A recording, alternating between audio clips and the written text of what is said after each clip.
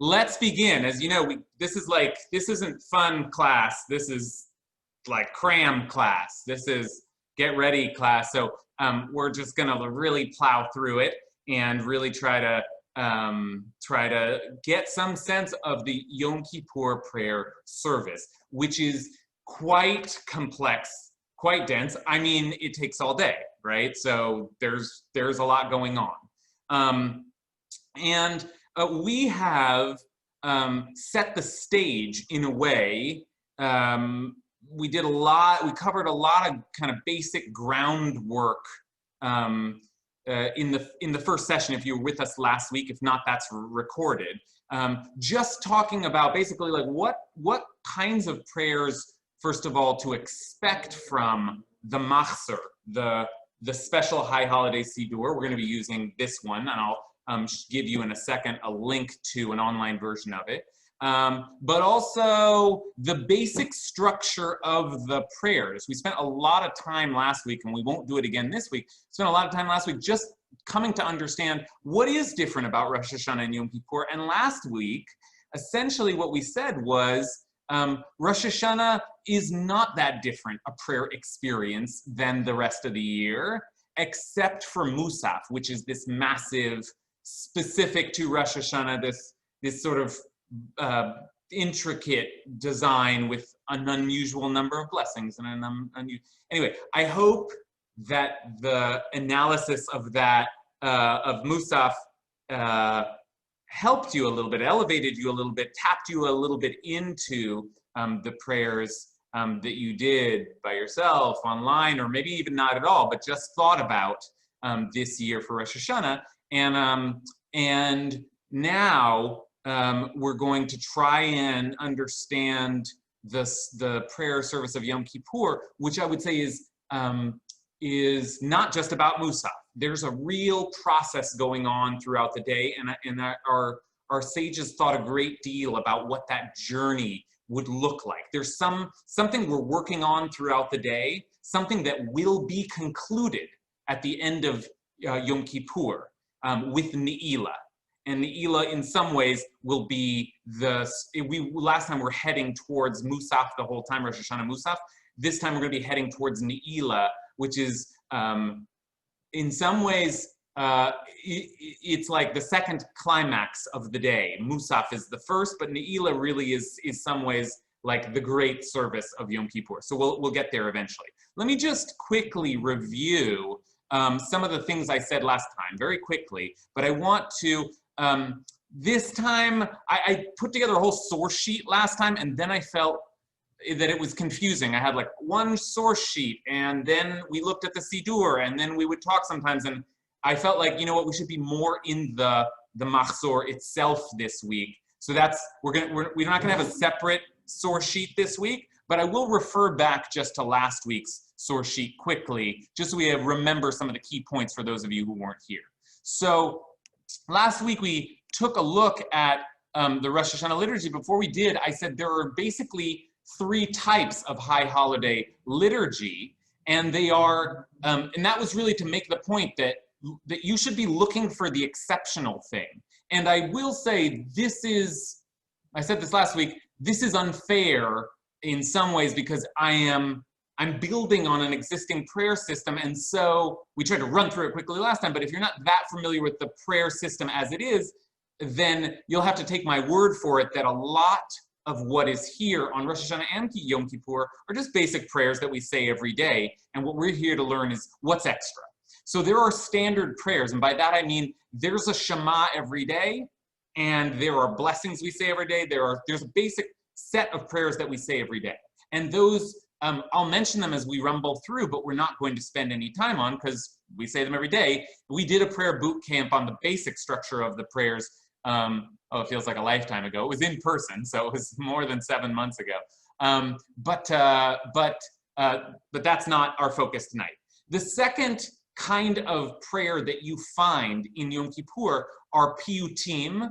I mentioned last week that word is related to the Greek word that we get our word for poet or poetry. So these are literally sacred poems. And those, I said, are recognizable because they're in kind of often in column form. In fact, what we were just singing, Mare Kohen, that's a piyut. It's an insertion. And some of the most famous parts of Rosh Hashanah and Yom Kippur are piyutim. But we're not going to spend a lot of time on those because there's not a lot you need to know. When you see a little, this machzor actually does a good job of saying this is a piyut.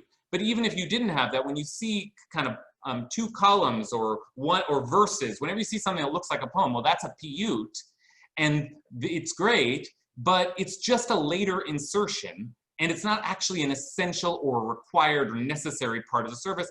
And so you'll see, for example, that in our very abbreviated online services, a lot of those are cut out. And as people try to figure out how to do, more compact services this year, a lot of those will be cut out.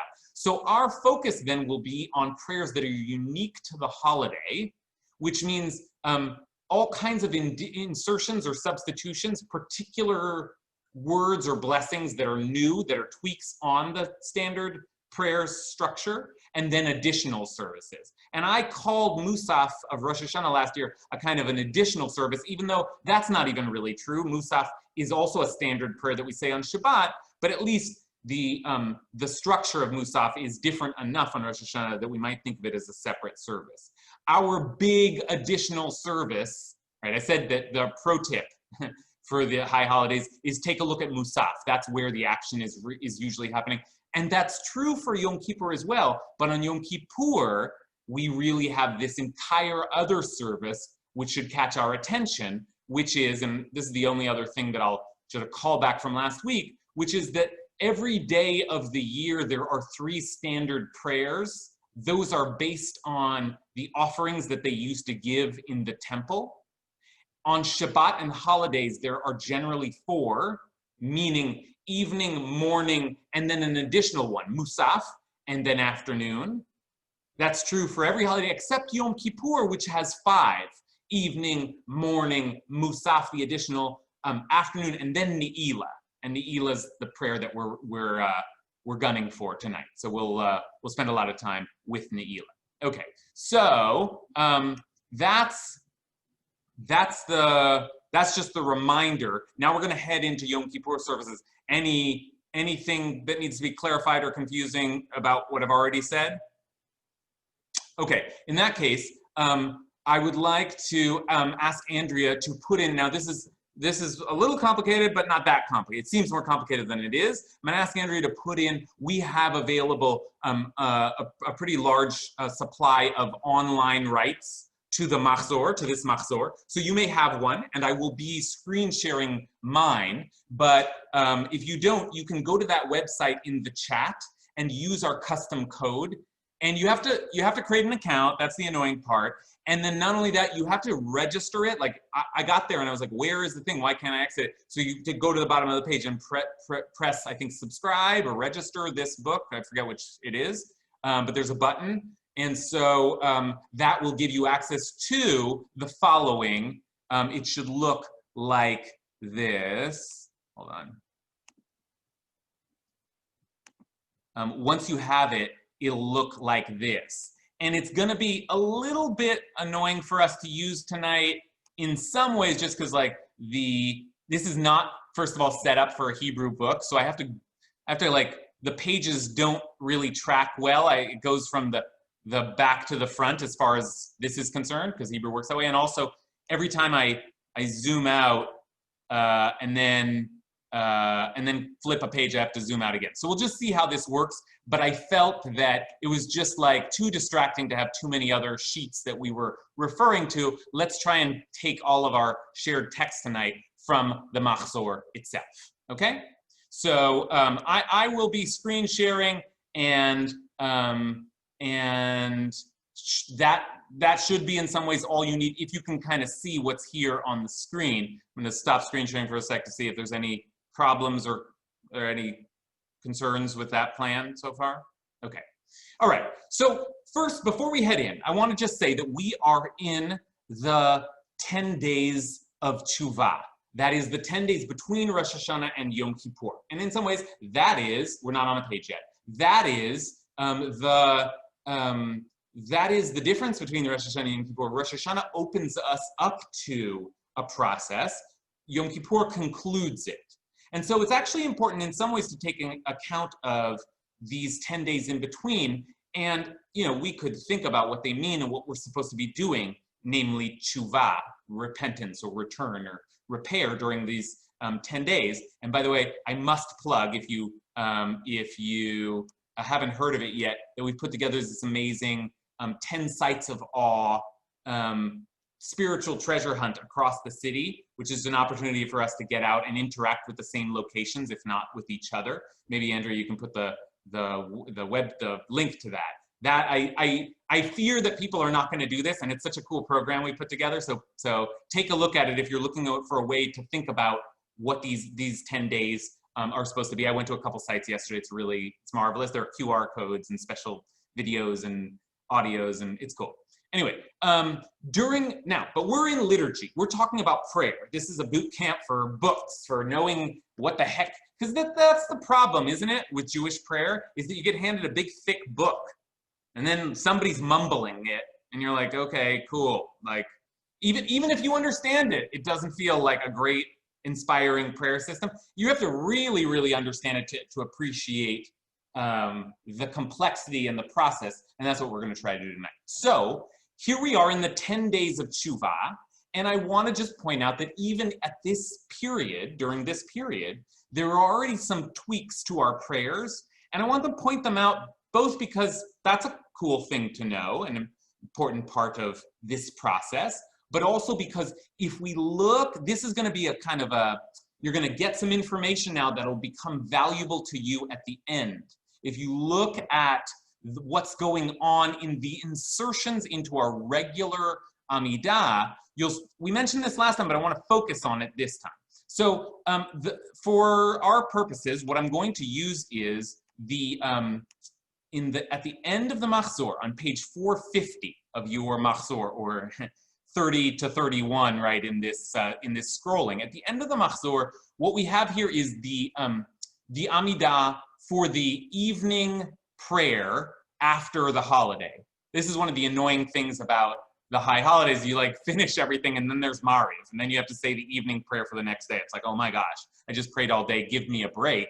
But there it is at the end of the book, and I want to highlight it because it gives us the contrast. It gives us the option for saying the Mariv, the evening prayer that you will say all through the 10 days of awe, and then also the one that you will say the night after Yom Kippur, which is a regular Mariv. So it'll give us the contrast here and to compare. So now this is a regular evening service, right? Before this was the Shema. I'm not going to zoom in, but you can see it there. There's the Shema, and we're going along. So imagine any night this week, including right after this class, you say the evening prayer, and you get to your Amidah. Amidah means standing. It's a standing meditation. And what's important for us is every Amidah is a substitution, a replacement for an offering, what was once a temple offering. So there was a morning offering and an afternoon offering, okay? So that will be important for us to know, but the Amidah here is the evening offering. And we noted last week, but I want to just point it out because it'll be important for us throughout this session to note that there are insertions in the Amidah. So all week long, this is the first blessing of the Amidah. It's the blessing of our ancestors, the Avot. And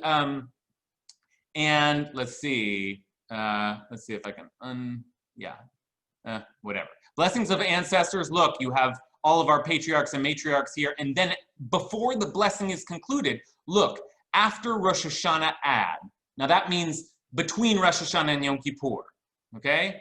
This is at the end of our book, so it knows, the book knows that this might be after Yom Kippur, in which case you stop adding this. This is just for the 10 days of awe, and it's remember us for life, sovereign who delights in life, and inscribe us in the book of life for your sake, God of life. We'll hear this throughout the high holidays. Zachreinu lechaim Melech hafetz b'chaim, v'chasveinu b'sefer ha'chaim, lemancha Elohim chaim. In the traditional nusach there, okay? So that's a blessing that you'll say in any Amidah.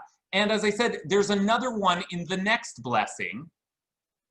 And by the way, I must say, just so we're clear, these things actually have a logic to them, right? Like, remember us for life in the merit of the ancestors. That's why this is placed here. Or in the next blessing, it says, Mi chamocha av harachamim, zocher yitzur v'chayim barachamim.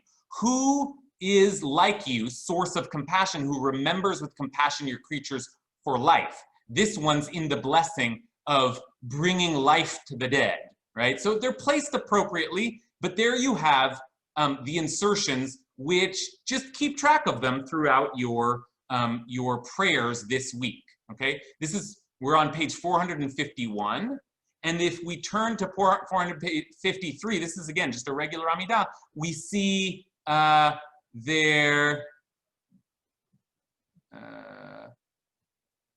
oh, I'm sorry, hold on. I want to say one other thing, which is, I'm going to go back to page, I'm not sure if this will be a good system, but we'll try. Okay, going back to page 451, not only are there little insertions, there are also, after Rosh Hashanah that's different from after Yom Kippur. So we're going to pay attention to all the after Rosh Hashanahs, that's this week. Usually the third blessings ends, blessed are you, Adonai, the holy sovereign, but that's Ha'el HaKadosh. During this time we say Baruch Atah Adonai HaMelech HaKadosh. Sorry, I'm a little thrown here by the English. Let's see. Yes, here's the difference. Blessed are you, holy God, on the regular day. Blessed are you, holy sovereign, meaning holy king, on the days of awe. Okay, so little tweaks to the blessings. There's another one here. Most of the year we say, blessed are you, sovereign, who loves justice and compassion, right, in this blessing of justice. But during the 10 days of awe, we say, blessed are you, sovereign of judgment, HaMelech HaMishpat, okay? That was probably a little too much detail, but I'm trying to be comprehensive for those of you who are really keeping track. And then here are two more insertions. This one is in the second to last blessing, which is the blessing of thanks, called Modim. And we start here up at the top, Modim, we give thanks to you. And before we finish that, after Rosh Hashanah is the insertion, Uchtov l'chaim tovim kol b'nei britecha, and inscribe all the people of your covenant for a good life. And then finally, in the final blessing, after Rosh Hashanah, we have this insertion, B'sefer chaim bracha v'shalom ufarnasa tova nizacher v'nikasev. I'm not going to sing the whole thing, but may we and the entire house of Israel be called to mind and inscribed for life, blessing, and sustenance. Okay? Those are the insertions that you will add to your Rosh Hashanah, your regular prayers during the week. And I mention them now because they actually also give us an important clue to keep in mind that we'll look back again at the end of our session, because a lot of these blessings are speaking in this language of the books of life and death, and that we be inscribed in the book of life, inscribed for life, written down, right? This is the word uchtov, write down for life, write us down for life, okay? So that's the stuff that we pay attention to during the week. There are a couple of other things that I could mention, like in Mourner's Kaddish, for those of you saying Mourner's Kaddish, it's worth noting there's an extra le'ela during the 10 days of awe. So you'll see it here in English, though God who is blessed is truly, and after Rosh Hashanah, far beyond, instead of just truly beyond. That's just their way of saying le'ela, le'ela, up and up, higher and higher is our God. Well, we add an extra higher during this time, okay? So that's an extra addition for those of you saying Mourner's Kaddish.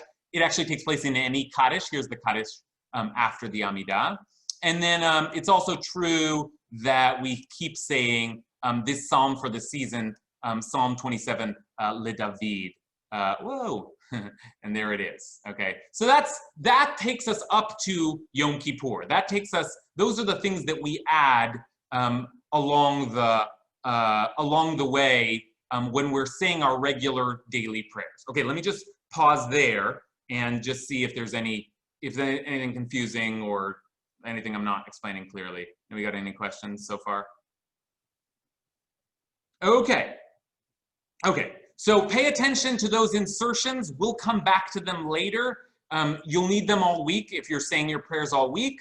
But for now, we want to focus actually. Most of our focus tonight will be on a new system, right? So far we've been looking, and I've been saying like there's an old system, and Yom Kippur and Rosh Hashanah are essentially just sort of structured around it. But here comes an important insertion that is particular to Yom Kippur, and it is the V Dewey, the confession. In some ways, the confession is the central prayer of Yom Kippur, okay? It really is the repeating, it's the thing you'll notice most throughout the day, okay? So let's take a look at it, see what it looks like. And in fact, we will say a V Dewey 6 times throughout the course of Yom Kippur. It's really 5, because I said there are 5 services, but we even say one in the mincha, the afternoon prayer before Yom Kippur. So we get already into the vibe of, let's see if I can find it here. We get already into the vibe of Yom Kippur, and this is an important piece of information as well. If you go to a synagogue, well, probably not going to a synagogue this year, but if you go to, you're saying the afternoon prayer before Yom Kippur, because you don't want to be caught not having said the last prayer of the year, right? So you'll say the V Dewey after the confession, even during that prayer. Okay, but let's start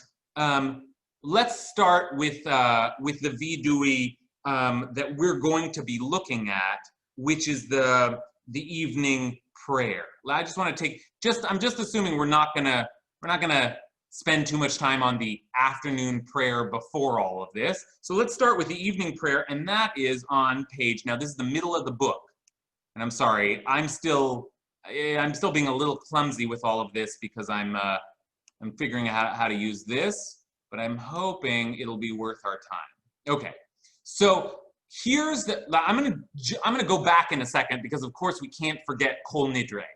The whole thing will start with Kol Nidre, and Kol Nidre is actually the most famous Yom Kippur prayer, and I haven't even mentioned it yet. But that should tell you something. Like, Kol Nidre is not actually the most important prayer in Yom Kippur. It is the V Dewey, which is the confessional, and the confessional is always after the Amidah. Every service has a standing silent prayer in Amidah, and every one of those Amidahs is followed by, here it is, it's the Amidah is ending, and then on page 218, you will see this come up again and again, the V Dewey, the prayers of confession, okay? So you see there's that B'Sefer Chaim, Bracha, V'Shalom, that last insertion, and then the final blessing, which actually I didn't mention, but this is also a little different. It's Oseh HaShalom, right? Instead of Hamavarech et Amo Yisrael, instead of the one who blesses Israel with peace, it's the one who makes peace, period. Okay, so that's the last blessing of the Amidah, and then we head after every Amidah, silent and recited out loud, so a V Dewey. So that actually means that there are a lot of confessions because every service, nearly every service has a silent one and a repeated one, okay? Now, just a note, just a word on where's this confession coming from? What is it? What is it? So the confession is actually based, and we learned this if you were with me in my Maimonides class, where we studied the laws of tshuva, we were struck by, in our very first class, the very first thing that Maimonides writes in his laws of tshuva, as if to say, this is the first thing that you should know about tshuva. And this should tell you the importance, the centrality of a verbal confession. It's central to this idea of what we're doing on Yom Kippur, is to verbally confess, okay? All the commandments of the Torah, both the things you are to do and the things you're not to do, if a person violates any one of them, says Maimonides, either intentionally or by mistake, whenever they do tshuva and turn away from their sinful ways, they are obligated to confess before God, the Blessed One. As it says, when a man or woman shall commit, now, when it says, as it says, this is important because Maimonides says, look, this is in the Torah. Ish o isha ki yasu, any man or woman who does a sin, the Torah says, when the Torah talks about the offering that they will bring, then the Torah says, take that offering, v'hitvadu et chatatam asher asu, and they shall confess the sin that they did. So every time they brought a sin offering in the temple and they said, hey, sorry, I messed up, here's an animal, right? That was the old system. They also confessed. They also said, here's what I did. And Maimonides says, how do you do it? And this, Maimonides is borrowing from the Talmud, but this will be our template for what we're going to see in our own confessionals. Ketzad misvadin? How do we confess? Maimonides says, well, one says, please God, chatati aviti pashati. I have sinned, I have transgressed, I have committed crimes against you. Here it is in the Hebrew. Chatati, hold on, chatati aviti pashati. Now, I want you to just pay attention to Maimonides' structure here, because it will help us to understand the confession that we will soon see. This will help us to understand what we will call the ashamnu. Because what is Maimonides doing here? He's repeating a bunch of different words. I've sinned, I've transgressed, I've committed crimes, I've messed up, I've done horrible things, like lots of different ways of saying, yep, I did bad things. Okay, that's one part of the confessional. The other part of the confessional, and this is critical, is that Maimonides then says, and I have done kach v'kach. I have done this and that. So first there's a kind of, oh, I've sinned, I've transgressed, I've sinned in every way that I can think about saying I've sinned. And then you list out your sins. And you say, I regret it, and I'm ashamed of my actions, and I'll never do it again. That is the essence, this is our shul's name, that is the ikar. That is the essence of the V Dewey, okay? So that's it, that's the essence. And it is really, the essence of it is really just as simple as you have to confess. That's the mitzvah. Say what you did wrong. And I said this when I taught the Maimonides class, and I'll just say it again emphatically. We are about to see the formula, the list called the al-chet. Oh, all of the sins. Here are the sins that we did. We did this, we did this, we did this, we did this. And there's a list.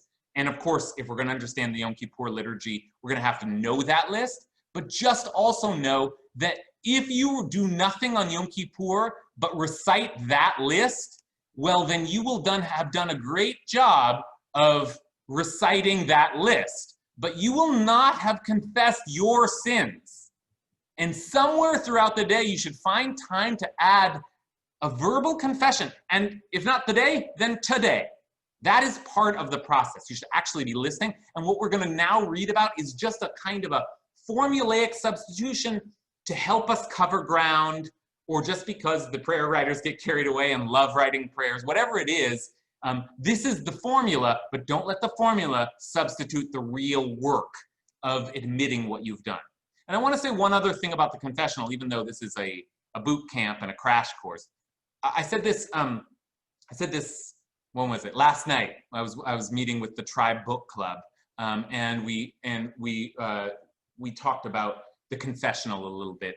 And I said, you know, this idea that we actually need to verbally confess and that matters is not just just psychology, although it probably is psychology, it's also theology. It goes back to this idea that our God created the world with words.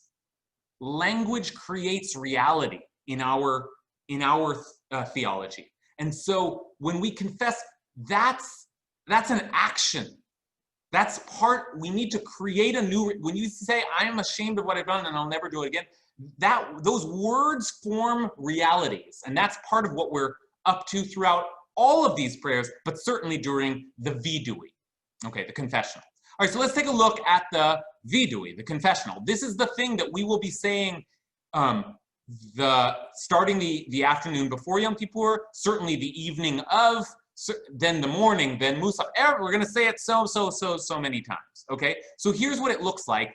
And the Wikipedia helpfully reminded me that there is a long confession and a short confession, and we get both of them on Yom Kippur. So the short confession, which we say during our daily prayers very often, is called the Ashamnu.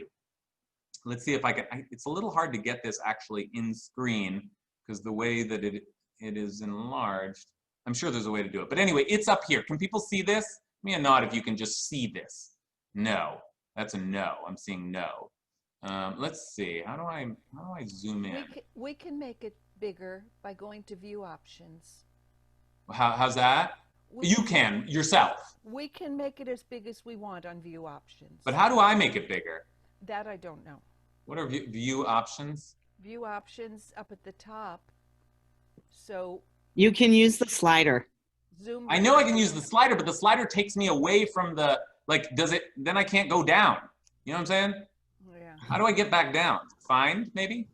Yeah, all right, look, I'm gonna do my best. I'll call the page numbers. You can use your system, and I'll point, but explain, and I'm sorry if the visual here is not good. But you tell me Rabbi, if yeah. Do you have a mouse with a scroller? I do, yeah. If you hit Control and put your mouse over the paragraph you want to scroll into, and then scroll into it. Oh. But I don't know. I'm hitting Mike. Hit the Control key, and then with the scroller on your mouse, scroll into it. Not doing it for you? That was happening. Okay, I'm only going to do this for so much longer. This is my own ineptitude here. All right, I'm hitting the Control key, and now I'm scrolling over this. Oh, he's right.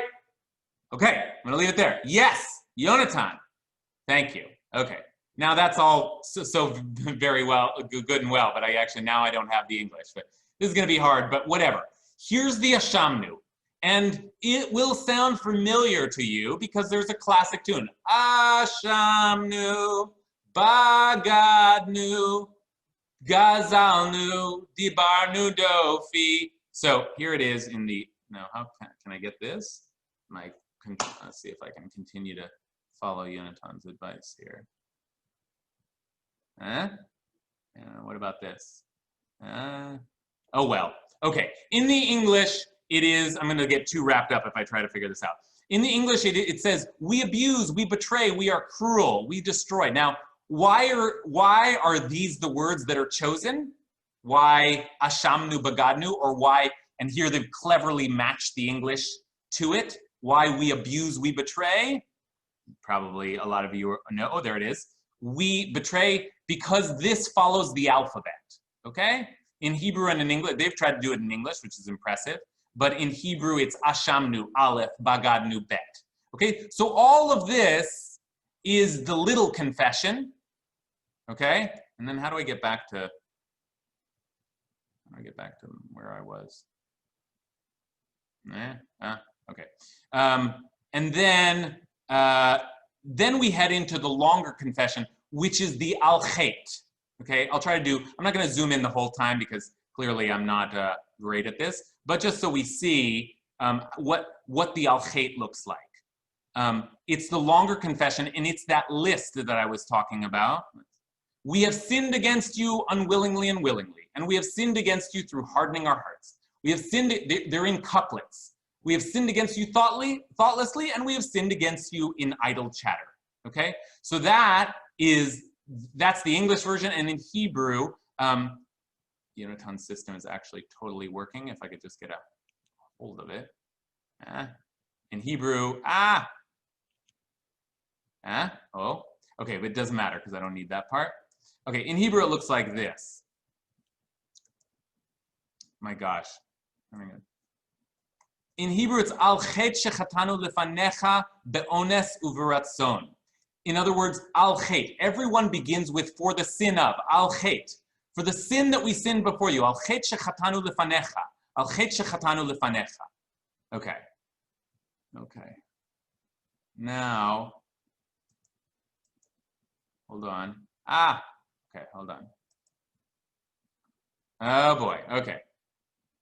Let me get back to where I was, which was at the beginning here. Now I've sort of lost the thread with these. This didn't help much at all. Okay. Now where was I? 219, right?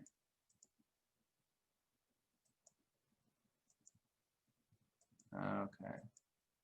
I hope this will be the most technical difficulty I will have throughout. Okay, so that's the V Dewey. That is the confessional, and there's a kind of a system where you sing the Ashamnu together, and then you move in, right, here's the Ashamnu, and then you move, that's the shorter confession, and then you move into the longer confession, and you recite these, right? During the silent Amidah, you just recite it to yourself, but during the public recitation, there's the Chazan will recite it, and then there's a break after every one, and after every section here, and in the break we say, Ve'al kulam Elohas slichot, slach lanu mechal lanu kaper lanu. Okay, for all of these sins, forgiving God, forgive us, pardon us, grant us atonement. Okay, so that's the V Dewey, and this V Dewey will be attached to all of our Amidot throughout the entire day. And so there are, count them up, there are like 5 times 2. So we're grinding through these. It's like another confessional, and another confessional, and another confessional, and another confessional. And that in some ways is the major work of the day, is constantly confessing, constantly confessing. Now, I must say that's a little tiring because it's the same words over and over again. So I would again encourage you to take this time to actually use the space for quiet confessionals to yourself. But that's part of what's going on during Yom Kippur, and I say a kind of a grinding, imagining you have like a lever, like we're going to do the confessional again, we're going to do the confessional again, so that it really gets down, sinks down into your soul. That's the basic movement of Yom Kippur throughout the day. Okay. All right, I had a lot of technical difficulties there, so let's just take a break and see how much I confused you. I see a hand up already. Alexandra? You kind of answered my question, which had to do with, so the difference that I see between what Maimonides said and the liturgy is that Maimonides was in the first person. He was suggesting that we do it in the first person, which requires like a lot of discernment and personal accountability, that the saying it pre-written in the whatever person that is, apparently, I don't know. I teach writing, so that's good news. Whatever, like the plural, what us is person.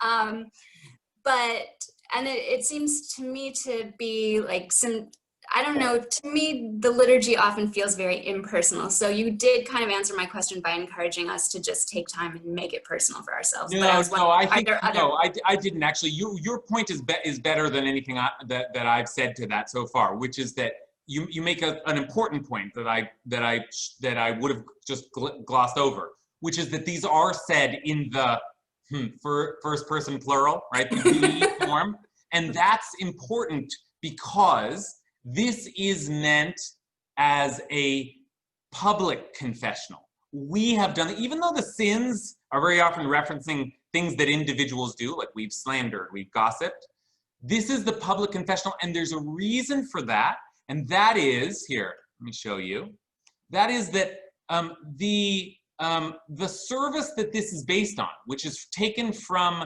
Leviticus chapter 16, which is the service, we'll get to this eventually. It's the service where you have the two goats, one marked for God and one marked for Azazel.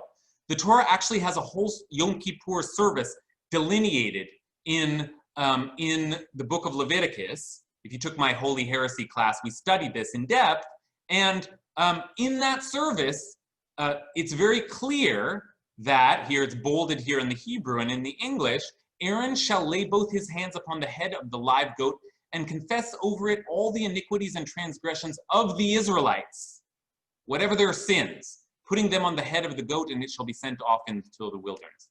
That's like a wild idea, which we spent weeks studying. So go back and check out those classes. They're recorded. But this is Alexandra's point, which is that the Yom Kippur, you should have actually confessed your sins like by yourself already. This is our public confessional, which is why it's framed in the week. I mean, it's still pretty repetitive, but at least that's a good justification for why we have sinned, we have done wrong, we're confessing together, and that has a different kind of power. We're atoning for our collective. Okay, all right, back into, any other questions before I plow forward? Okay. Back into the liturgy. All right, so here we go. That takes us up, takes us through the basics of the V Dewey, the confession, which, as I said, we'll see this throughout. But let's go back to the beginning of the evening service and start with the most famous, right? The evening service actually starts in earnest on page 207, but the most famous prayer of Yom Kippur is actually a very, very, very, very short prayer called Kol Nidre, which means all vows, okay? So let's see how big I can make it without getting into my trouble. All vows, renunciations, bans, or oaths, formulas of obligation, pledges, and promises that we vow or promise to ourselves and to God from this Yom Kippur to the next, may it approach us for good. We hereby retract all of those things. May they all be undone, repealed, canceled, voided, annulled, and regarded as neither valid nor binding. Our vows shall not be considered vows, our renunciations shall not be considered renunciations, and our promises shall not be considered promises. Okay, this is the classic Yom Kippur prayer. This is the beginning of Yom Kippur. It's the one everybody makes sure to be there. It's one where, you know, there's a big pitch for a pledge in synagogues, right? Because they know everybody's there. It of course is famous in part for its haunting tune, which is common in Ashkenazi communities, which goes something like, I won't sing the whole thing, but it's a classic, right? And it's Kol Nidre Sarei V'charamei V'konamei V'kinuyei V'kinusei. Right, so it goes like that, and it's recited 3 times, right? So now let me just ask you, let me just say once again, this is about this big classic Yom Kippur prayer, this thing that everybody comes to shul for. What is it about? It's about, maybe we said things, maybe we committed, said, oh boy, I'm definitely going to donate to 100 charities this year at the beginning of the year, and we forgot about it. We committed ourselves. So we're saying, well, let all those things be forgiven. Let all those things be erased. Now, why is that important? Why is it important to to get those things out? Okay, Taryn. So I think it's super interesting that you phrased it that way, because what I was raising my hand to say was that the Sephardim actually have the wording of Kol Nidre a little bit different, where they say that anything from last Yom Kippur until now is voided. And Ashkenazim say now until the next Yom Kippur. And I think that the Sephardim have it right, and it's super powerful to see Kol Nidre as a way to sort of start energetically cleansing you of sort of all the stuff that was sticking you from last year. That's true. That's true. Very good. Very good. By the way, Are you a Terran or a Taran? Taran. I've been pronouncing your name wrong this whole time. And you've been so nice to me. I hereby atone and regret. And somebody told me it's Taran. I love learning with Taran. Okay, so Taran's right. That this is a kind of clearing the way. And I think Taran's also right that the Sephardim have it right. That it should refer back to the year that has just been and saying, like, okay, we get rid of all of those things I've committed to all year, forget about them. And that logic makes sense because we're about to spend all of this time confessing the sins that we know we did. So then we'll be clean, right? We'll confess all the sins. Well, what if you forgot something? What if you, like, these are the things you know you did, but what about the things you don't know? And so Kol Nidre is a little bit of a counterbalance to that, a way of saying, like, okay, those other things, those things that you've committed to but didn't fulfill, those too will be erased for the year. Okay, thank you for that beautiful clarification and finally getting your name right. So we're doing tshuva in real time here. Okay, so that's Kol Nidre. And I you know, it's a big one, but in some ways it's not a big one. Like, there it is, it'll be recited. There are some introductory verses which are also famous, like Or Zaru ala Tzadik. This is the one we always start with at Ikar. Or Zaru ala Tzadik, Ule Yisrael Simcha. Right, and this is also a beautiful B'Yeshiva Shel Mala. Lots of classic stuff here, but the classic part is more the songs, and so I don't think we actually need so much to cover it tonight. Just know we start with Kol Nidre. That takes care of our promises or vows. And then we head into the evening service with the Shema, which is standard prayers. And then we get, at the end of the evening service, into the V Dewey, right, the confessional.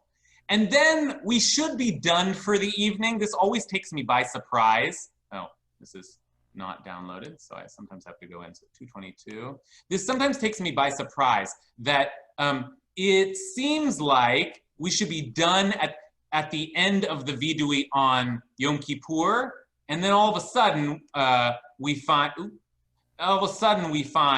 that there's a whole bunch of other prayers that we say Yom Kippur evening, and that is because after the V Dewey there is a long set of slichot, right? Of sort of like begging for God's forgiveness. Okay, so that'll take us to the end of the evening, and they're mostly piyutim, they're mostly these poems, but the central, after all of these viduis, after all of these confessions, and we even saw this when we looked at the Al-Chetz, they're sort of punctuated by, you are the God of forgiveness, you are the God of forgiveness. Don't you want to forgive us, God of forgiveness? And the most classic formulation for God being the God of forgiveness is the 13 attributes of mercy, which are mentioned in Parshat Ki Tisa in the book of Exodus, where God is first described as, and this you'll hear throughout the services as well, Adonai, Adonai, El Rachum V'Chanun, Erech Hapayim V'Rav Chesed V'Emes, Notzer Chesed La'alafim, Noseh Avon V'Fesha V'Chata V'Nakeh. Right? That's the central line of the Slichot. Right? And that will take us to the end of the evening service. We'll say it again and again.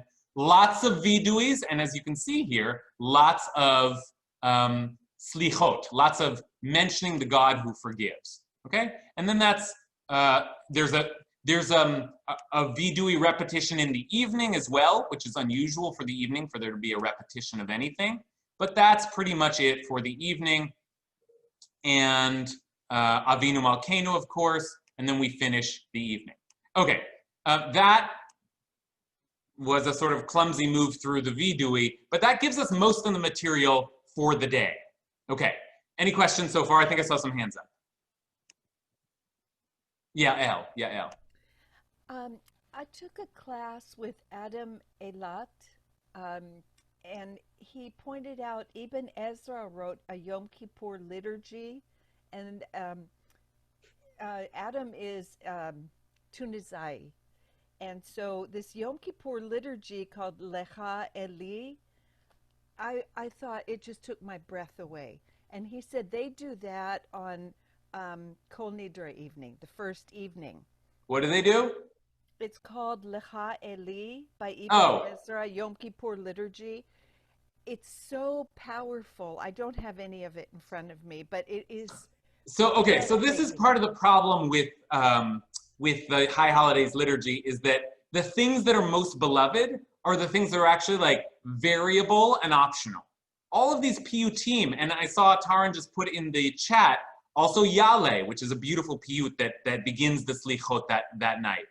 The one I started with Mare Kohen, a lot of the piyutim are so beautiful, but they're not, if we're gonna do a boot camp, they're not really the ones that we should cover, because I wanna try and get us up into a basic understanding of the structure of the actual prayers of the day. And the piyutim are, after all, just dependent on tradition and custom, and even like the tunes are dependent on tradition and custom. So there's only so much we can do there.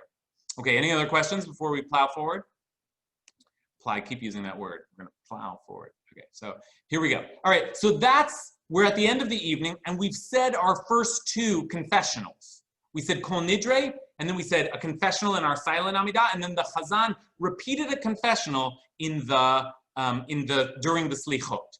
By confessional, once again, I mean Ashamnu, the short confession, and V Dewey and Al Chet, the longer confession. Okay, Ashamnu is we have sinned, we have transgressed, and Al Chet is for the sin of this, for the sin of that, for the sin of this, for the sin of that. And after every set of them, we say, oh, and you, forgiving God, please forgive us for all these sins. And that's the basic gist of most of the services on Yom Kippur. So we do that in the evening, and we'll do that again in the morning. I'm just gonna click through the morning here pretty quickly. Oh, actually, you know what? They've made it even easier, because they're not concerned with, Shema is the same. The Shema is the same every day, except for one thing. The difference between Shema on Yom Kippur and every other day of the year, anyone know it? There's a particular difference, which is that we say Shema out loud every day, and then by custom we say Baruch Shem Kavod Malchuto Le'olam Va'ed, blessed is the glory of God's sovereignty forever and ever. That we usually don't say out loud, because we reserve it somehow for the angels, like we're reciting it, but just sort of quietly. Lots of traditions about why we don't say it out loud. But on Yom Kippur, we become like angels, and we say Baruch Shem Kavod Malchuto Le'olam Va'ed out loud. Okay? So just a note there. That's the one difference in all of like Psuke de Zimra, Shema, all those introductory beginning parts of the morning service, is that we say Baruch Shem Kavod Malchuto Le'olam Va'ed out loud. That's a cool thing. I don't know, for those of us who are like saying the same things every day, it's always nice to have just like even a little difference is like, yay! Okay, fine. So so that's the Shema, and they in this Machzor, we are now on page 252, they are already taking us into the repetition of the Amidah, which the Chazan will say, because the Amidah will be the same as the evening. So they're just telling you to go back to page 11 for the actual Amidah. That's actually something to note. In the morning, you'll flip back to page 11, and then when you're done and you've said your now third confession, you come back to page 252, where the Chazan will repeat it. Now, what's this right here? Somebody shout out, what is this? What is this? It's a piyut. Correct, it's a piyut. How did you know, Yonatan? Because it looks like a piyut. Exactly, and also because it says piyut here. But just to keep track of that, okay? Here's another piyut. It looks like a piyut. Here's another piyut. It looks like a piyut. Great piyut team, but we're not going to spend our time on them tonight. Chazan is moving through. Chazan says all kinds of classic things, which we won't have time for in total, but eventually the Chazan says, there it is, the V Dewey. So there it is again. Fourth time already, and we're just in our morning prayers. Long confession here, Al Chet, and then we are done with the morning service, Avinu Malkeinu after the morning service and the evening service, and then the Torah service. Now, the Torah service on Yom Kippur is, I mean, you know, it's cool, it's important. It in fact has that, why is this not working all of a sudden? It in fact has that passage from Leviticus that we just looked at, Leviticus chapter 16. So in some ways, it's a good, the Torah service on Yom Kippur is a good time to study up because the Musaf is going to basically do this. So this is the two goat ceremony we were just talking about.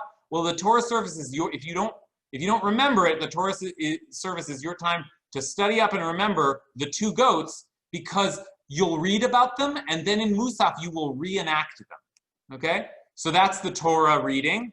The Haftarah reading, meaning the reading from the prophets, is a classic. It's the one where Isaiah says, are you kidding me? Halazeh tikrat tzon? Do you call this a fast? Are you kidding me? You are hypocrites because you're just fat. Here it is. Is such the fast I desire, a day for people to starve their bodies? No, this is the fast I desire, to unlock the fetters of wickedness and untie the cords of the yoke and to let the oppressed go. And you can bet your bottom dollar that at Ikar and at any community that is concerned with social justice, and Judaism's perhaps need to amplify its energies in social justice, they will emphasize this Haftarah. They will talk a lot about it, because this is the note in Yom Kippur that really says, hey, it isn't just about your, you know, inner spiritual life, but also you have to go out and do good in the world. Okay, so that's just something to take note of. But it's a Torah reading, it's a Haftarah reading, it's not the biggest surprise in the world. What is important to note is that after that is the Yizkor service, a service we do 3 times a year, and one of them is on Yom Kippur.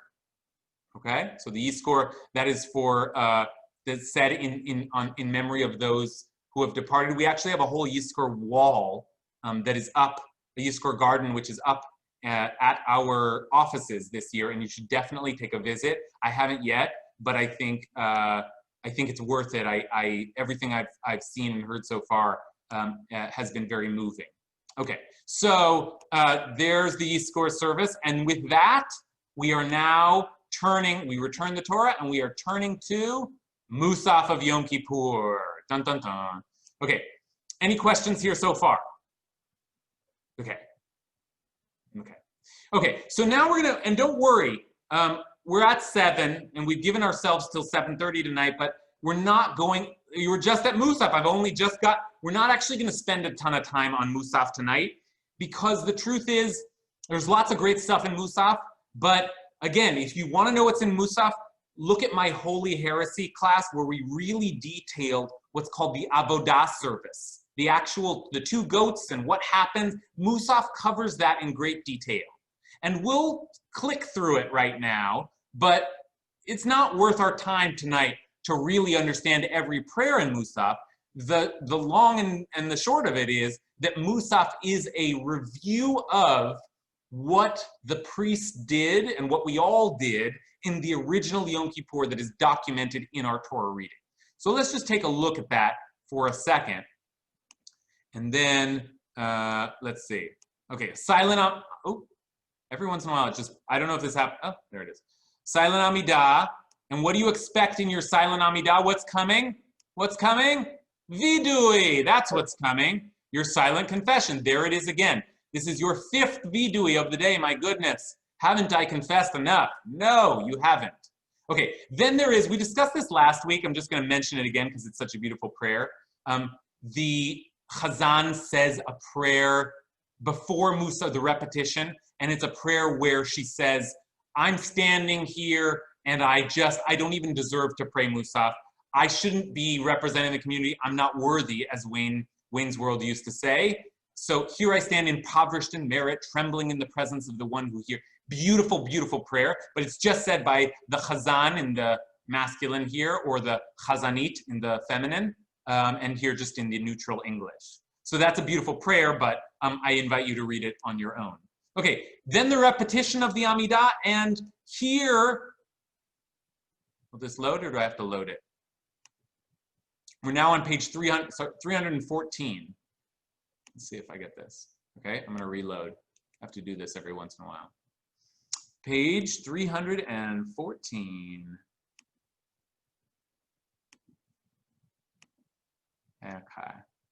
Okay, hold on one sec.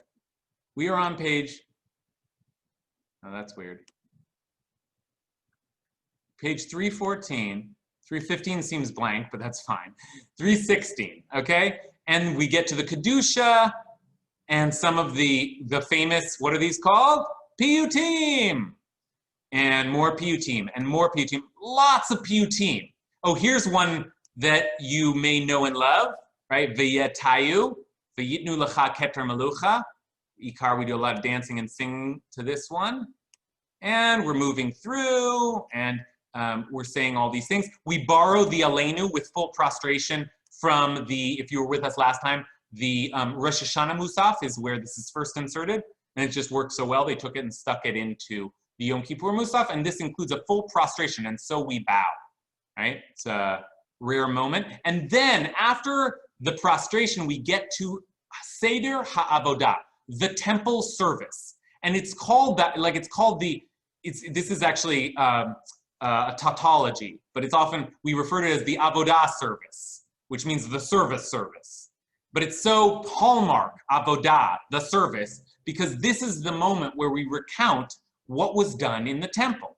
Meaning, what did, so here's some Piyutim, but then what did, here, you can see them actually going through it. Look at them going through it. The priestly officer called out, "May the priests who were chosen through the secret lot for the privilege of lighting the incense and the removal of the innards before the sacrifices." It's a little weird because it's so detailed. It's like we're really reciting the whole, like, the way that they talked, the way that they instructed one another, the bath that the priest took. And then we go through, and this was also in the Holy Heresy class, 3 confessions. The first confession where the priest confesses the sins of his own house. The second confession where the priest confesses the sins of the whole priesthood. Always a reminder that religious leadership ought to look to its own sins, right? That's me talking to myself here. And then, look, this is an amazing thing. You know, some of the most famous parts of the Yom Kippur Musaf are actually just like airlifted from the Mishnah, and they're very prosaic, very detail oriented. And thus the high priest would count. He would count the number of times that he sprinkled blood on the altar. So he would count achat v'achat, achatu shnaim, right? Achatu shtaim, achatu shalosh, right? Like an actual retelling of the counting. So if you find yourself in Musaf like, whoa, what the heck am I saying here? That's what you're saying. You're actually going through the very intricate service that the priest would do on Yom Kippur. Here's the third confession, the important one, where the priest confesses on the goat on behalf of all of Israel. And we saw this in the text of the Torah. Here it is again, repeated in Musaf. "Oh, your people, the house of Israel, have committed iniquity and transgressed before you." That's what the priest would do, so that's what we recite. And then the priest goes in to the Holy of Holies for the only time in the year and recites the divine name. Pronounces what we say as Adonai, right? The Yud Hey Vav Hey. We don't know how to pronounce that exactly, but the priests had a tradition for exactly how to pronounce it, and even they didn't pronounce it, but they pronounced it in the Holy of Holies, the inner sanctum, once a year. And if the priest did that right, then the priest came out alive. And if the priest did not do that right, if anything went wrong, and this is the idea, this is the gravity of the Musaf of Yom Kippur, is if the priest did not do that right, the idea is none of this would work. It all rests on this one guy and this one guy's own sins and his atonement for his own sins and the ritual and the exactitude of the ritual, and then the priest's confession of all of our sins, and then the priest's pronunciation of the divine name and all of that. And if that all worked out, then the priest would come out, and that was the moment where we were like, yay, it worked. And that's where you have that piyut that we started with, which is Mare Kohen, right? How glorious was the sight of the priest when the priest and what does it say? Bli fega, unharmed, shalem, complete. It was amazing to see the priest come out, not just because he's wearing his gear, In fact, the priest was wearing very simple gear on this, but because the priest was alive.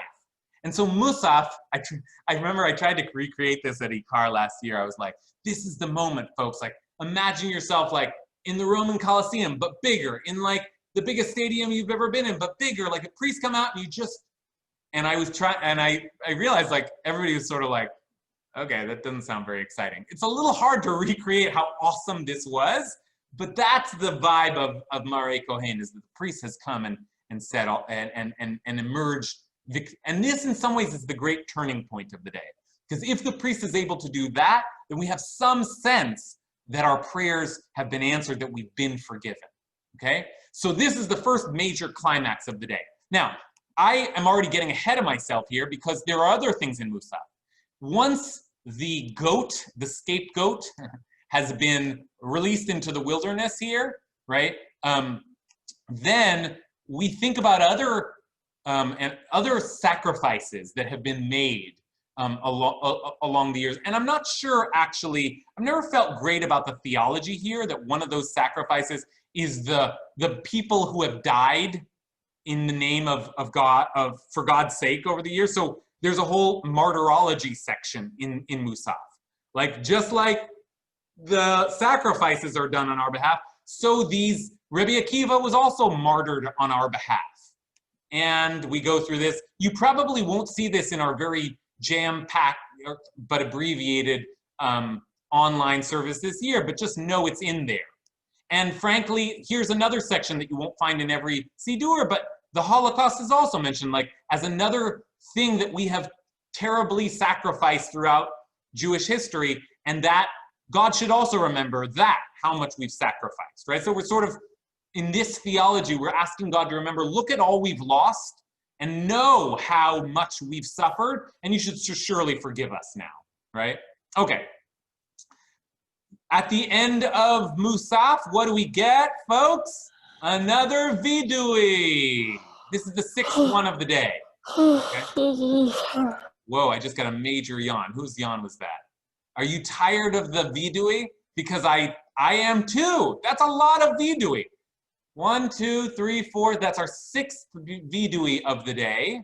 Okay, and it's not over yet, but we are going to click through the rest pretty quickly because I need now to get to Naila. But here we are. We're in the V Dewey, and we're moving through the V Dewey, and we get to the end of the Amidah. You should have some sense of like, oh yeah, this is getting familiar. Okay, and now you've done the most of your work for the day. The afternoon service of Yom Kippur, I'm not going to spend much time on. It is interesting mostly for the reading of the Haftarah, the book of Jonah. And when rabbis want to talk about something interesting, they usually talk about the book of Jonah, which is a fascinating story, but like not worth us talking about tonight. The Torah reading is strangely the sort of the sexual prohibitions. We have substituted those out in many liberal congregations because they include the prohibition against gay male sex, which is kind of a bummer to read on Yom Kippur in this day and age when we are in a different place with that. So we have instead the Holiness Code, which has love your neighbor as yourself, much more beautiful reading. So anyway, that's just what's up during the Torah readings. And then you have the repetition of the Amidah. What do you think is going to come in the repetition of the Amidah? What do you think is going to come? While I'm finding my place again, what's going to come in the repetition of the Amidah? Now I think it's on page 360. What's going to come? You all know it. It's coming. It's happening.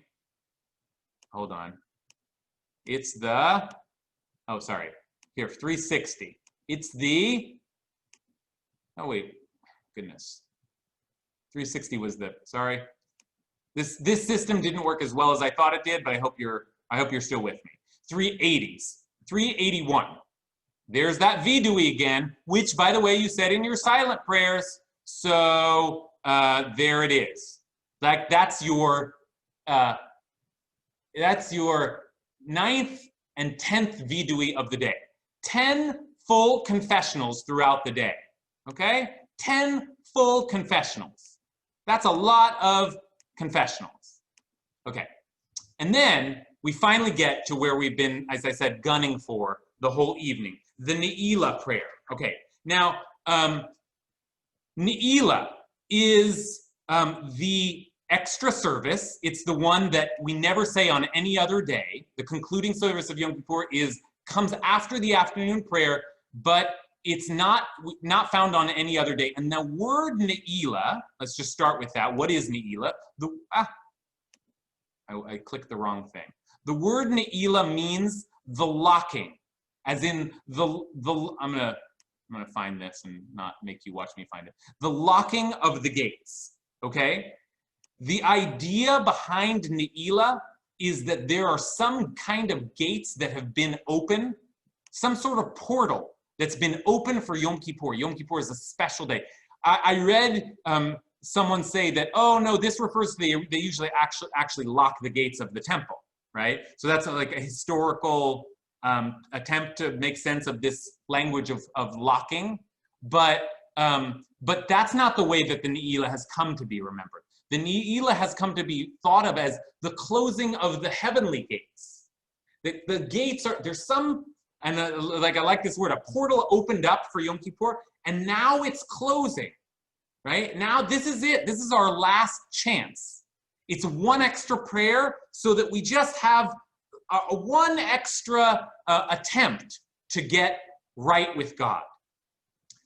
But haven't we already gotten right with God? Didn't Musaf essentially do? I mean, we've said the V Dewey 10 times now. Well, good news. Good news for you, because the structure of Naila also assumes that most of our work is already done. And so it is actually, it's not a panicked, fearful prayer. It's actually the most uplifting, light, happy service of the day. And I know that, for me, spiritually, I think a lot of people share this feeling. Naila is the time when we should be the most tired. We've been fasting all day, but it's actually suddenly the moment where a new burst of energy comes into the room. It is recited entirely standing, so you're going to need that energy, right? The ark is open the whole time, and the whole prayer is recited standing. And there are loads of piyutim, right? Naila is full chock full of piyutim. It's a chance in some ways like the greatest hits, like a chance to sing all of the things we've been wanting to sing all day. In fact, my favorite of them is the one that's right up front. This is the silent Amidah. Okay, we'll get to that eventually. Hold on. There's a V Dewey in there, which I'll mention, but I want to talk about it in greater depth. So the prayer before the Chazan's repetition, the piyut, I said I wasn't going to focus much on piyutim, but boy, this is one to take note of. El Nora Alila, which actually is not said in most Ashkenazi congregations, is a Sephardi custom, but is so beautiful. El Nora Alila, El Nora Alila, Hamselanu Mechila, Bishat HaNeila.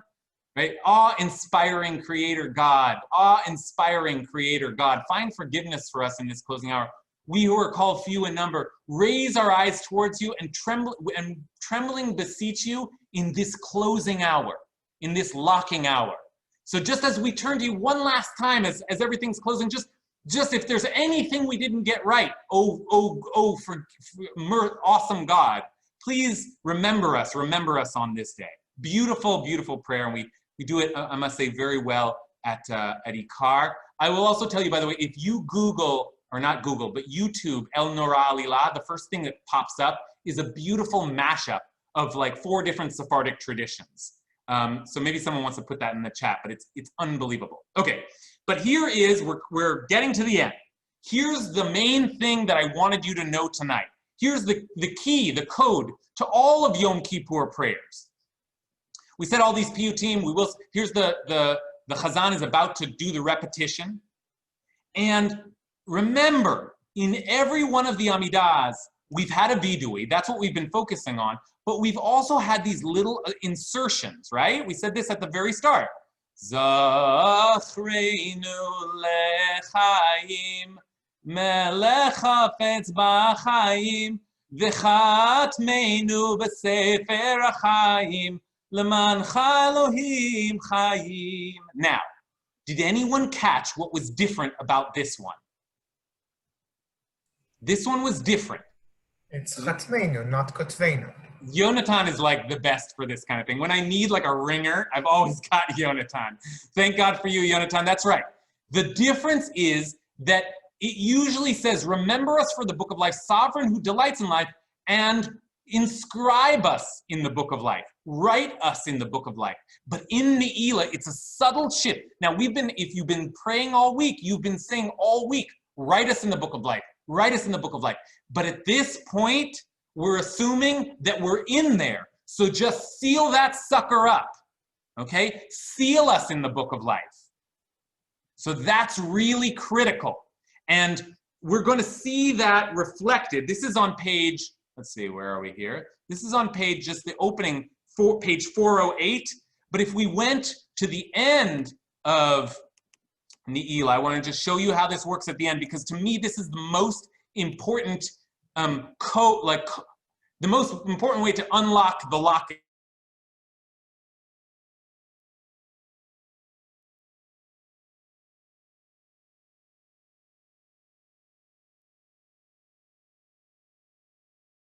here, to use a pun on a pun. This is so annoying. Oh, there it is. Okay.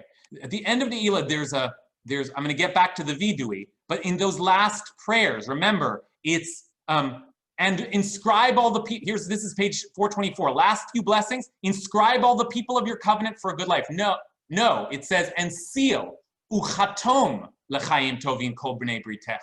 And same thing here, b'sefer chaim bracha v'shalom, ufarnasa tova, nizacher v'nichatem.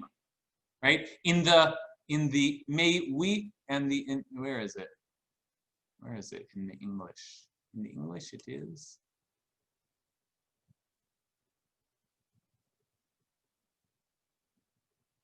Sealed for life, sorry. Sealed for life there instead of written for life. Now, I know that's just like it's a little, you're like, Rabbi Kasher, that's your big surprise. Like at the end of all of this, it just changes from written to sealed, but it's critical.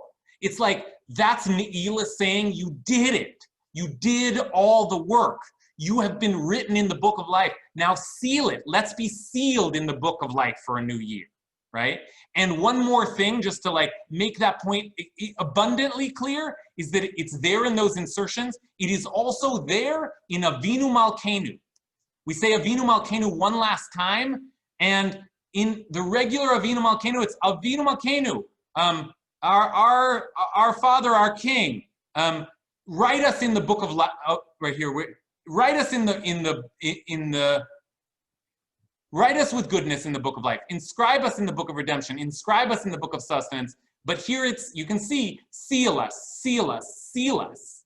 Right? So even in Avinu Malkeinu, which is this heavy prayer, we're not begging to be inscribed in the book of life anymore. We're asking to be sealed because it's been done. We're ready. That's the end. Okay? So that should give you some sense that like, wait, was I just not sharing? I was just not sharing. Hold on. I'm gonna go back. Sorry. I was just talking to myself. I was like animatedly talking about Avinu Malkeinu, but I wasn't sharing it with you, I think. So this is the Avinu Malkeinu that I was talking about. Seal us, seal us, seal us, seal us, instead of write us, write us, write us. Okay? So that's on page 420, I think 425 there. Okay. So that's pretty much it. That takes us through the service. But I want to say one other thing before we sort of get to the last piece, the like Lashana Haba, which is the main differences in Naila, other than all those PUTim, and it's so nice, and other than the fact we're standing up, is that we change all of the writing to sealing. And one other big difference, which is that there is a confessional in Naila. It's true, there is a V Dewey. Let's go back and see it. But it's different than all the confessionals we've done so far. Take a look. The V Dewey in Naila has a very, very short confessional. It has the Ashamnu, the shorter confession, but doesn't have the all chates. It doesn't have for this sin, for that sin, for this sin, for that sin. And that is because in Naila, we've done that work. It is a little bit of a last gasp, like we really are sorry, but it's not that. Yom Kippur has been this 10 times, grinding and grinding through the confessional. And if you've done that 10 times, then by the time you get to Naila, you should feel a little bit like, okay, I think we did this. Let's seal this up. We're done here. Okay, and that's the message of Naila. Okay, that's the purpose. That's the function. I shouldn't even say message so much as mechanism that Naila is meant to produce with the locking of the gate, with the closing of that portal. Okay, one last thing I want to say, and then if anyone has any questions before we close, which is just that, of course, there is a famous ending to Yom Kippur after Naila, which is after Avinu Malkeinu. This is the great conclusion. It's honestly, it's like us saying goodbye to God. Like God's come to visit, and we're like, okay, we're done. So we say Shema Yisrael. Hey, that's our favorite thing to say to God. Then we say 3 times that last time. Remember, I said we only say this out loud on Yom Kippur. Scream it out loud. Get your yayas out one last time or 3 last times, because then you can go back to saying it quiet for the rest of the year. And then finally, we say 7 times, and you usually have to count with your hands. Hashem hu ha-Elohim. Hashem hu ha-Elohim. Adonai hu ha-Elohim. Adonai is God, right? And that's, first of all, our God is God, which is, triumphalist. Yay, our God is really God. But it's also a way, our tradition says that the name Adonai is associated with God's compassion, and the name Elohim is associated with God's judgment. So part of what we're saying at the end there is the God of judgment is also the God of love.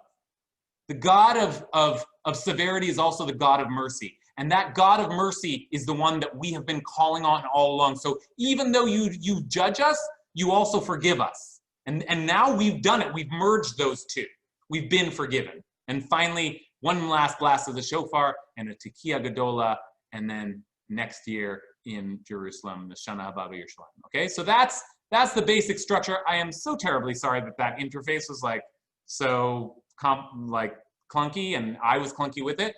But I think you have a basic sense of what to do or what you are doing in Yom Kippur. The PU team study on your own, the content study on your own. But the structure is 5 prayers, 4 of them with a long confessional, which is said silently and then repeated. So 8 confessionals altogether. And then the last prayer, everything switches from writing to sealing, and the confessional gets smaller, and we just rejoice in our joy that we have a God that forgives. Forgiveness is actually possible for anything, and at that we're clean and we rejoice for the year. Okay. Any final questions before we close for the night? Okay. I'm seeing one from Alexandra. I have a question about the translation of Elohim. I read in some book that it was translated as, I guess, sort of a Kabbalistic book, the Lord of creation, or the source of creation, something like that. And so to me, the Adonai Hu Elohim is felt really powerful, but your translation is different, and I'm wondering, I guess, about the different translations of the name of God. Is Kabbalistic different, or how does that work? Well, I think what I want to say is I couldn't help myself there, but leave all that behind. I mean, there's a lot to be interpreted and said and thought about all the God's names things, but that's a Kabbalistic spin. There are all kinds of spins on what those names mean. It's not so important for our purposes. In some ways, that last thing is just saying our God is an awesome God, which is a Christian hymn I once heard. Okay, so one last thing before we close tonight, which is just there's a beautifully ironic moment that always ends Yom Kippur for me, which is, as I said before, you go through this entire day, 25 hours of davening, and then you finish, and you're done, and you're clean, and you're sealed, and everything's good. And then, of course, you have to daven Mariv. And at E-Card, they make me daven it because I go fast. You don't care about that prayer. It's get me out of here. I'm ready to break fast. So you daven Mariv. But what do we find in Mariv? V Dewey. What's that? V Dewey. Yes, there's a a confessional also in Ma'ariv. In Ma'ariv, we recite, now we say this blessing every single day, but it's so ironic. At the end of Yom Kippur, you're supposed to be as clean as you could ever be, and we say, forgive us, our Father, for we have sinned. Pardon us, our King, right? Same language there of Avinu Malkeinu, for we have transgressed. For your nature is to forgive and pardon. And the question is like, what do I have to forgive him for right now? I didn't, you know. I just mentioned Christianity, and I said this to a Christian friend once, and they told me, you know, St. Paul says something like this, which is that I get down on my knees to confess to God, and before I have risen to my feet, I have already sinned in my heart. Well, that's a little bit of a Christian version, so we'll leave that aside. But I think there is some message here that, like, we're always in this process. It's all, like, this idea of, like, just trying to seek a kind of cleansing and to improve ourselves and to do tshuva. This is, the portal closes and the gate, you know, shuts. But let's not forget, this Mariv is reminding us that this never ends. We're always in this cycle of like, how can we be holier and better and of more service to God and to humanity and to each other? So, so with that, let's be in the process. We're in these 10 days of tshuva, which so far we've been talking about all the words we say, but during these 10 days, it's about action. It's about getting out there and really doing what it takes to right your wrongs, to talk to the people that you haven't spoken to, that you need to speak to think about the things that, like, you maybe haven't given yourself space to think about yet, to think about, like, the personal things and to think about the global things. We have a lot to think about this year. We have a lot of tshuva to do this year. So let's do that tshuva. Let's do the tshuva with deeds, then let's do the tshuva with words, and hopefully we can get to a place where we will be not only written, but eventually sealed in the book of life this year. Okay? Shana Tova and Gmar Chatima Tova. The greeting for this week is may you finish and be sealed in the book of life, and that's a Naila blessing. So I wish you a Naila blessing. May you be sealed in the book of life. Thanks everybody for bearing with me. You can use that link that you have as your online machzor. That's yours. You can keep that download. And I think that's it. We'll have a Torah study tomorrow at 12. Please visit the 10 sites of awe this week. Please visit our Yizkor Memorial Garden. And please also visit the beach tomorrow for Tashlich. So we're finding ways to get out there even when we can't be together. All right, love you everybody. Gmar Chatima Tova.